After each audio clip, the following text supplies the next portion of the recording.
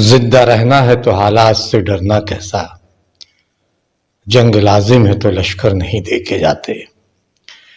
बादब बा मुलाहिजा में मैं फजल इमाम मलिक। सीए का जिन फिर थैले से बाहर आ गया। करीब 4-5 साल के बाद जो कानून बना था उसे अब लागू कर दिया गया है। पूरे देश में सीए लागू हो गया, यानी अफगानिस्तान, बांग्लादेश और पाकिस्तान से आने वाले गैर मुस्लिम शरणार्थियों को अब भारत में नागरिकता दे दी जाएगी। जाहिर है कि इसके सियासी मकसद है, सियासी मतलब है। चुनाव से ठीक पहले इस कानून को नाफिज करना, इस कानून को लागू करना वोटों के ध्रुवीकरण का ही एक सबूत है। हालांकि ये बात साफ कर देना बेहतर है कि सीए से मुसलमानों को कम, इस देश की बहुसंख्यक आबादी यानी हिंदुओं को ज्यादा नुकसान होगा। क्योंकि जो लोग बाहर से आएंगे उन्हें नौकरियों में, रोजगार में, दूसरी सुविधाओं में हिस्सेदारी दी जाएगी और जाहिर है कि वो हम तमाम लोगों के अधिकारों की कीमत पे ही दी जाएगी। हालांकि ये बात अलग है कि भारत छोड़ के जाने वाले लाखों लोगों ने दूसरे देशों में शरण ले लिया, दूसरे देश की नागरिकता ले ली। सरकार से यह सवाल किया जाना चाहिए। इसकी टाइमिंग को लेकर भी सवाल उठ रहे हैं, क्योंकि ठीक जिस दिन सुप्रीम कोर्ट ने इलेक्टोरल बॉन्ड पर फैसला दिया, एसबीआई को फटकार लगाई, उस इलेक्टोरल बॉन्ड को असंवैधानिक हालांकि पहले ही बता दिया था सुप्रीम कोर्ट ने, लेकिन एसबीआई को उसने सुबह के वक्त लगभग 30-40 मिनट की जिरह के बाद पूरा डेटा, पूरा ब्यौरा इलेक्शन कमीशन ऑफ इंडिया को देने का निर्देश दिया और शाम होते होते भारत सरकार ने सीए को थैले से बाहर निकाल दिया। यानी मुद्दे से भटकाने की कोशिश फिर की गई।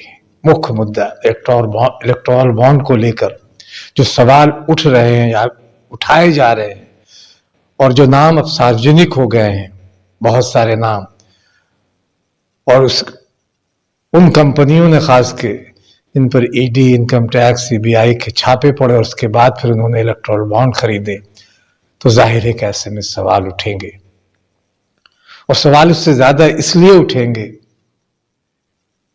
कि भारत की जिन्हें नागरिकता दी जाएगी किस कीमत पे दी जाएगी। जाहिर है कि वो हम तमाम लोगों के अधिकार है, जिनमें हिंदू भी हैं, मुसलमान भी हैं, सिख भी हैं, पारसी भी हैं, जैन भी, ईसाई भी, जो इस देश के नागरिक हैं, उनके अधिकारों में कटौती करो।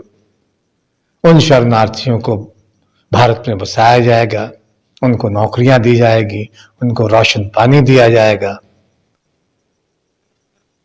दिल्ली के मुख्यमंत्री अरविंद केजरीवाल ने बहुत वाजिब सवाल उठाया है। उन्होंने सीए की सच्चाई को सामने रखा और जाहिर है कि इससे केंद्र सरकार तिलमिलाई हुई है।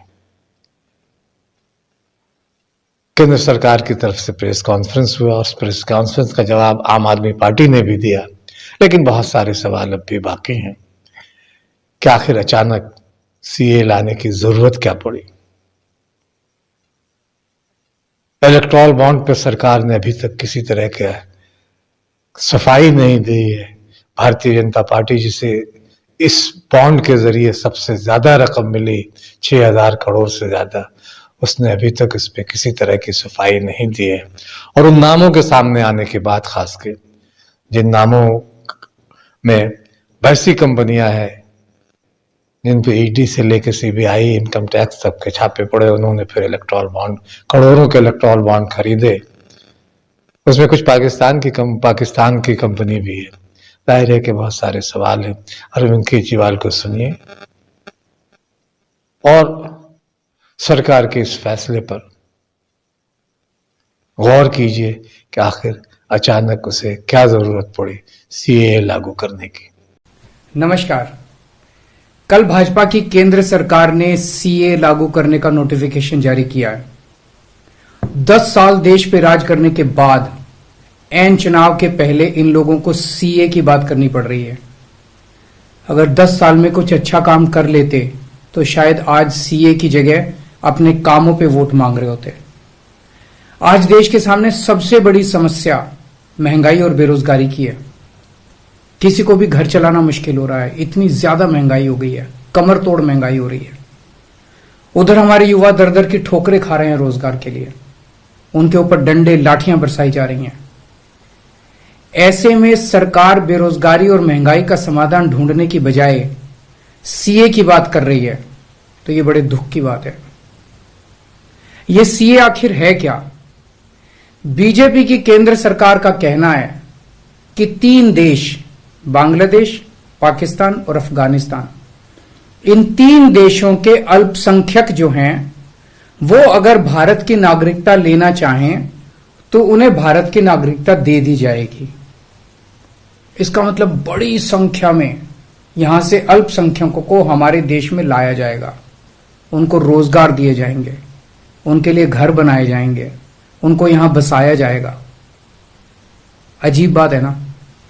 बीजेपी की केंद्र सरकार से हमारे बच्चों को रोजगार दिए नहीं जा रहे, पाकिस्तान से लोगों को लाके उनके बच्चों को रोजगार देना चाहते हैं। हमारे लोगों के पास तो घर नहीं है, भारत के तो ढेरों लोग बेघर हैं, लेकिन बीजेपी वाले पाकिस्तान से लोगों को लाके उन्हें भारत में बसाना चाहते हैं, उनको घर देना चाहते हैं।